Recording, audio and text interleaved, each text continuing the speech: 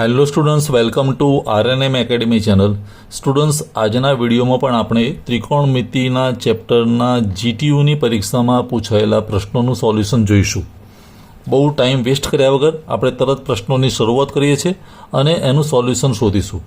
તમે પણ એ સોલ્યુશનને સમજીને એને લખતા બીજા એવા જેટલા પણ પ્રશ્નો હોય કે દાખલાઓ હોય એને ગણવાનો પ્રયત્ન કરજો. શરૂઆત કરીએ પ્રશ્ન નંબર 1થી. પ્રશ્ન નંબર 1 ડિસેમ્બર 2014ની જીટીયુની પરીક્ષામાં પૂછાયેલો છે અને પ્રશ્નની વિગત આ પ્રમાણે છે. સાબિત કરો કે tan inverse 1/8 plus tan inverse 1/5 plus tan inverse 1/2 is equal to π/4. અહીંયા 3 tan ઇનવર્સના ફંક્શન્સ છે, એનો સરવાળો કરવાનો છે. હવે એક સાથે 3 તો પોસિબલ નહીં થઈ શકે.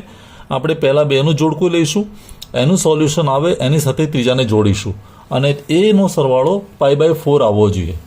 હવે જ્યારે શરૂઆત કરું હું ડાબી બાજુથી, તો પહેલાં બે જે ભાગ છે tan inverse 1/8 plus tan inverse 1/5 અને પછી તો પહેલાં હું શરૂઆત લખી દઉં ડાબી બાજુથી. ડાબી બાજુને લખી દઈએ લેફ્ટ હેન્ડ સાઈડ.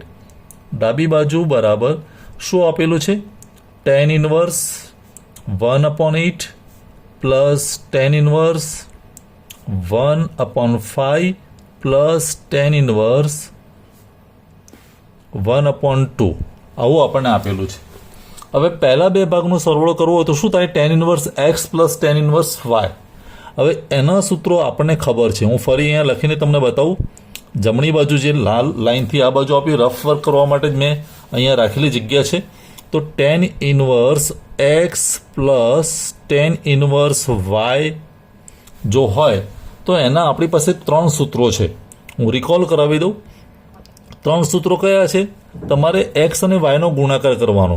જો x અને yનો ગુણાકાર <1 આવે તો એનું સૂત્ર આવું છે કે tan ઇનવર્સ પછી બ્રેકેટની અંદર આ બેનો સરવાળો એટલે x પ્લસ y અને નીચે 1 માઇનસ 2નો ગુણાકાર xy. આવું લખી શકાય. પણ જો xy <1 ના આવે પણ xy <1 હોય તો શું કરવાનું? આ જે છે તો ખરું જ, tan inverse x plus y 1 minus xy એમાં પાઈ ઉમેરી દેવાનો પ્લસ પાઈ.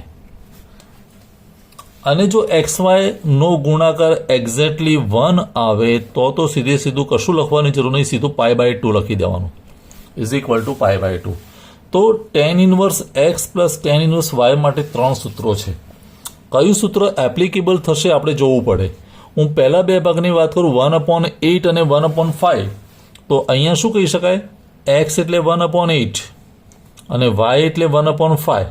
બેનો ગુણાકાર કરીએ તો xy કેવું થાય? 1/8 ગુણ્યા 1/5. તો ઉપર તો 1 જ રહે, નીચે આવે 40 અને 1/40 <1.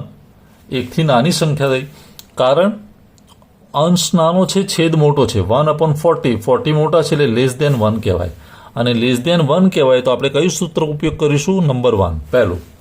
હવે એ પ્રમાણે આગળ ચાલીએ અહીંયા તો કેવું થશે?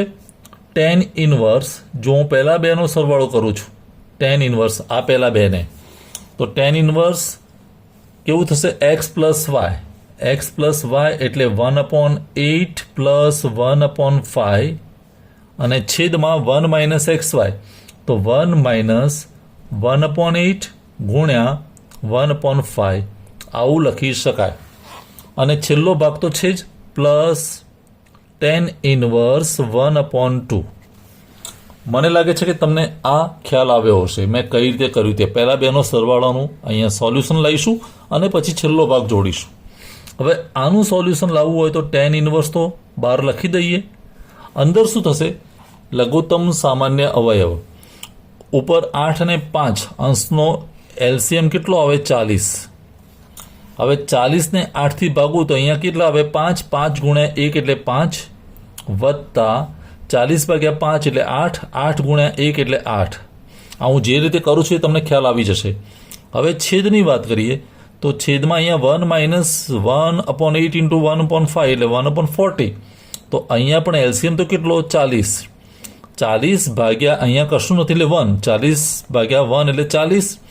40 ગુણ્યા 1 એટલે 40. તો અહીંયા પહેલામાં 40 આવે માઇનસ 40/40 એટલે 1 1 ઇન્ટુ 1 એટલે 1, તો અહીંયા 1 આવે. આવું કાઉન્સની અંદર થશે પ્લસ અહીંયા tan ઇનવર્સ 1/2. સ્ટુડન્ટ્સ હવે થશે શું? જો બંને અંશના અહીંયા જે છેદ છે તે 40, અહીંયા પણ 40, એટલે 40 તો કેન્સલ થઈ જાય. વધ્યું શું? tan ઇનવર્સ ઉપર શું વધ્યું? 5 + 8 એટલે 13, અને નીચે 40 - 1 એટલે 39 વત્તા tan ઇનવર્સ 1/2. આવું કહી શકીએ. હવે tan ઇનવર્સ 13/39 એટલે તો શું થાય? 13 × 3 એટલે 39, એટલે tan ઇનવર્સ 1/3. અહીંયા tan ઇનવર્સ 1/3 અને વત્તા અહીંયા tan ઇનવર્સ 1/2. ફરી હવે બે પદ મળ્યા. હવે ફરી આ બેનો પદનો ગુણાકાર, તો 1/3 ઇન્ટુ 1/2 એટલે 1/6. એ પણ એકથી નાની સંખ્યા થઈ, તો ફરી આ જ સૂત્ર એપ્લાય થશે. એટલે એ સૂત્રને હું એપ્લાય કરી દઉં તો કેવું થશે? tan ઇનવર્સ ઉપર બંનેનો સરવાળો એટલે 1/3 પ્લસ 1/2, નીચે 1 માઇનસ બંનેનો ગુણાકાર 1/3 ઇન્ટુ 1/2. આવું થઈ શકે. અને ઇઝ ઇક્વલ ટુ હું અહીંયા સાદુરૂપ આપું જમણી હજુ એને, તો tan ઇનવર્સ, તમે હવે ધ્યાનથી જુઓ, અહીંયા લઘુત્તમ સામાન્ય અવયવ ઉપર કેટલો થશે? 6. અમે 6 લખી દીધા. 6/3 એટલે 2, 2 × 1 એટલે 2, વત્તા 6/2 એટલે 3, 3 × 1 એટલે 3. અને એવું તમે છેદ માટે લખી શકો 1 માઇનસ 1/6. આ તો ગુણાકાર છે, એટલે 6/1 એટલે 6 × 1 એટલે 6, માઇનસ 6/6 એટલે 1, 1 × 1 એટલે 1. આવું લખી શકાય. હવે ઇઝ ઇક્વલ ટુ આ 6 તો બંનેમાં જતા રહેશે, છેદમાં છે એટલે. ઉપર વધ્યું શું? tan ઇનવર્સ ઉપર 2 + 3 એટલે 5, 6 - 1 એટલે 5, તો 5 વધ્યા. 5/5 એટલે 1, એટલે tan ઇનવર્સ 1, અને tan ઇનવર્સ 1 એટલે આપણને ખબર છે એની વેલ્યુ π/4 આવે, અને π/4 આવે એટલે જમણી બાજુ મળી ગઈ કહેવાય, જે આપણે જોઈતી હતી. તો આ રીતે પ્રશ્ન નંબર 1નું સોલ્યુશન થોડું લેન્ધી છે, પણ આ રીતે આપણે જવાબ મેળવી શકીએ. I hope it is clear. Students, પ્રશ્ન નંબર 2 જે આપેલો છે જાન્યુઆરી 2019ની પરીક્ષાનો, સાબિત કરો કે tan inverse 1 plus tan inverse 2 plus tan inverse 3 is equal to pi. હવે આમાં આપણે જ્યારે આમાં પણ બે ભાગનો સરવાળો કરીને પછી ત્રીજા સાથે જોડીશું, તો હું પહેલાં ડાબી બાજુ લખી દઉં છું. ડાબી બાજુ બરાબર tan inverse 1 plus tan inverse 2 plus tan inverse 3. આવું થયું. હવે પહેલાંની ડિસ્ટર્બ કરતા નથી. tan ઇનવર્સ 1ની વેલ્યુ ક્યાંક કામ આવશે, જરૂર પડશે ત્યારે 45 એંગલ થાય તો, પણ છેલ્લા બેનો સરવાળો કરીએ તો શું થાય તે જોઈએ. હવે અહીંયા એક્સની વેલ્યુ 2 અને અહીંયા વાયની વેલ્યુ 3, તો કેવું થઈ શકે? x ઇન્ટુ વાય એટલે 2 × 3 થાય, 2 × 3 એટલે 6 થાય, અને 6 એટલે >1.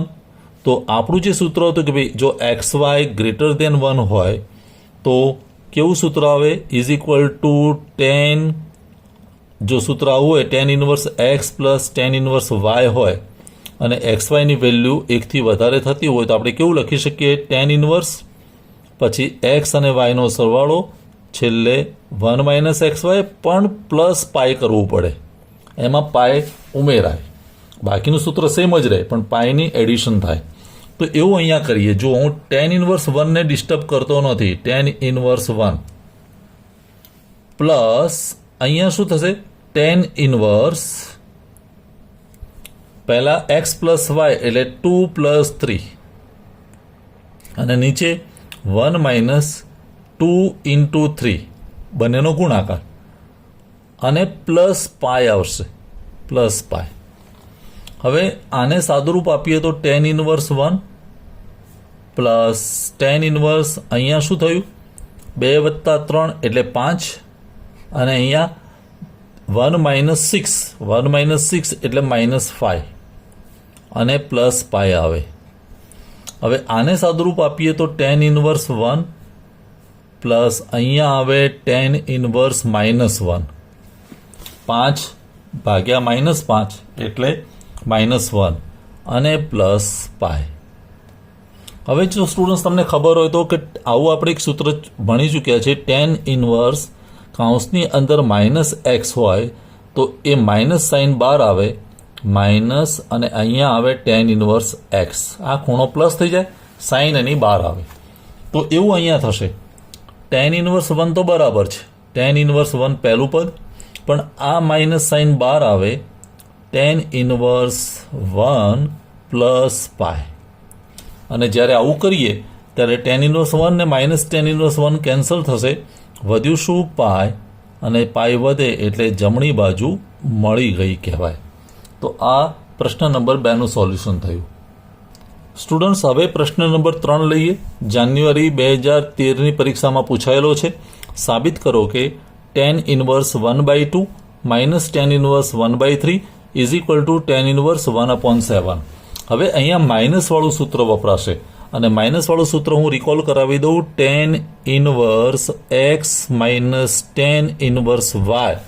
તો એમાં પહેલાંની જેમ 3 સૂત્રો નથી, એક જ છે, અને એ સિમ્પલ છે. Is equal two tan inverse, પછી બ્રેકેટની અંદર આ બંનેની બાદબાકી છે એટલે x માઇનસ y, અને નીચે 1 પ્લસ xy. આવું સિમ્પલ સૂત્ર છે જે આપણને યાદ રહી જાય. તો એ જ અહીંયા ડાબી બાજુ લખી દઈએ. Left hand side is equal two tan inverse 1/2 minus tan inverse 1/3 બરાબર શું થશે? tan ઇનવર્સ, આમાં એક્સ વાયનો ગુણાકાર કરવાની જરૂર નહીં, એક જ સૂત્ર છે એટલે સીધું હાથ લખી દેવાનું. tan ઇનવર્સ પહેલાં બાદબાકી એટલે 1/2 માઇનસ 1/3 છેદમાં 1 પ્લસ 1/2 ઇન્ટુ 1/3. હવે આને સિમ્પ્લિફાય કરીએ તો tan ઇનવર્સ તો બહાર લખી દઈએ. અંદર લઘુત્તમ સામાન્ય અવયવ આવે 6, તો 6 2 ગુણ્યા 3 એટલે 6 ભાગ્યા 2 એટલે 3, 3 ગુણ્યા 1 એટલે 3, માઇનસ 6 ભાગ્યા 3 એટલે 2, 2 ગુણ્યા 1 એટલે 2. એવું નીચે પણ લઘુત્તમ સામાન્ય અવયવ 6 આવે, અને 6 ગુણ્યા 1 એટલે અહીંયા 6 આવે, પ્લસ 6 ભાગ્યા 6 એટલે 1 ગુણ્યા 1 એટલે 1. આવું થઈ શકે. હવે બંનેમાં લઘુત્તમ સામાન્ય અવયવ 6 છે એટલે કેન્સલ થશે એલસીએમ.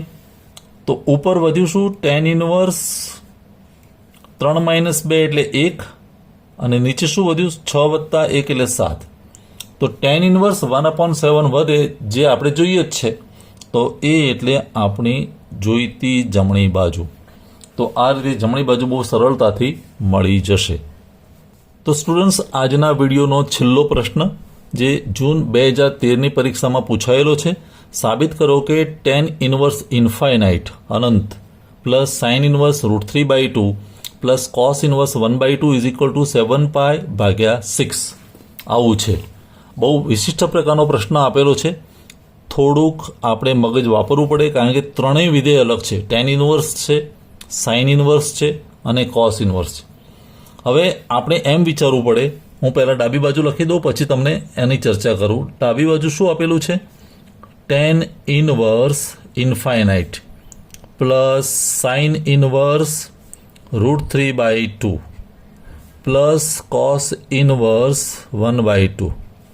હવે અહીંયા આપણે વિચારવું પડે, ત્રણેય જો વિધેય અલગ હોય તો મારે એમ વિચારવું પડે કે ઇન્ફાઇનાઇટ વેલ્યુ 10નું એવું કયું રૂપ હોય કે જ્યારે એની વેલ્યુ ઇન્ફાઇનાઇટ આવે.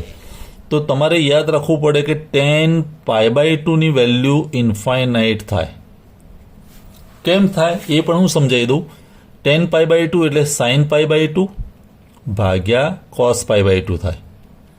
હવે sin π/2 એટલે તો 1, પણ cos π/2 એટલે 0, અને 1 ભાગ્યા 0 એટલે ઇન્ફાઇનાઇટ આવે. એટલે tan π/2ની વેલ્યુ 0 ઇન્ફાઇનાઇટ થાય. આ આપણે યાદ રાખવું પડે. એવી રીતે √3/2 સાઇનનું કેવું ફંક્શન તો થાય? √3/2 આપણને ખબર છે કે sin 60 એટલે √3/2, સાઇન 60 એટલે સાઇન π/3. સાઇન π/3ની વેલ્યુ √3/2 આવે. અને એવી રીતે વિચારીએ કે કોસની એવી કઈ વેલ્યુ હોય કે જ્યારે 1/2 મળે, તો cos 60 એટલે 1/2 એટલે cos π/3 એટલે એની વેલ્યુ 1/2 થાય. સાઇન 30 અને cos 60 એ બંનેની વેલ્યુ 1/2 હોય એટલે cos π/3 એટલે 1/2 થાય. હવે આ ત્રણેય જે હું સર્કલ આઉટ કરું છું એ આપણે યાદ રાખીશું, અને જ્યાં પણ જે વેલ્યુ છે તેની જગ્યાએ આપણે આ ફંક્શન મૂકીશું. tan ઇનવર્સ, તમે ધ્યાનથી જુઓ, tan ઇનવર્સ ઇન્ફાઇનાઇટની જગ્યાએ હું tan π/2 મૂકી દઈશ. tan π/2 પ્લસ આવું કરવાનું કારણ કે tan ઇનવર્સ અને tan નલિફાય થઈ જશે, એ એની અસર ન્યુટ્રલ થઈ જશે. હવે અહીંયા સાઇન ઇનવર્સ પણ √3/2 એટલે સાઇન π/3, સાઇન π/3 અને પ્લસ કોસ ઇનવર્સ પણ 1/2ની જગ્યાએ cos π/3. આવું આપણે લખી શકીએ. હવે થયું શું? tan ઇનવર્સ અને tan જતા રહે તો વધ્યું ખાલી π/2. અહીંયા સાઇન ઇનવર્સ અને સાઇન કેન્સલ થઈ જાય એટલે π/3, અને અહીંયા કોસ ઇનવર્સ અને કોસ જતા રહે એટલે π/3. હવે સિમ્પલ પાયનો જ સરવાળો છે. તમે એલસીએમ લઈ શકો. કેટલો? 2, 3, 3 છે તો 6 આવે એલસીએમ. 6/2 એટલે 3, 3 ગુણ્યા π એટલે 3π, વત્તા 6/3 એટલે 2, 2 ગુણ્યા π એટલે 2π, પ્લસ 6/3 એટલે 2, 2 ગુણ્યા π એટલે 2π. આવું થાય. અને સરવાળો કરીએ તો 3 વત્તા 2 એટલે 5 ને 2 7π, છેદમાં તો વધે 6, 7π/6 જે આપણે જોઈએ જ છે જમણી બાજુમાં, તો અહીંયા લખી શકીએ = જમણી બાજુ. તો સ્ટુડન્ટ્સ, અહીંયા આજે આપણા લેક્ચરને વિરામ આપીએ છીએ. આજે આપણે જીટીયુની પરીક્ષામાં પૂછાયેલા 4 પ્રશ્નોના સોલ્યુશન જોયા. ચારેય પ્રશ્નોના સોલ્યુશન તમે ધ્યાનથી સમજી લો. આજનો વિડીયો તમને કેવો લાગ્યો એનું મંતવ્ય કોમેન્ટ સેક્શનમાં જરૂર બતાવશો. નેક્સ્ટ વિડીયોમાં મળીશું ફરી नवा टॉपिक साथे. Thank you for watching. Thank you very much. अगर आपको ये वीडियो पसंद आया है और आप मेरी चैनल पर नए हैं तो प्लीज मेरे चैनल को लाइक कीजिए, शेयर कीजिए और सब्सक्राइब जरूर कीजिए. Thank you very much.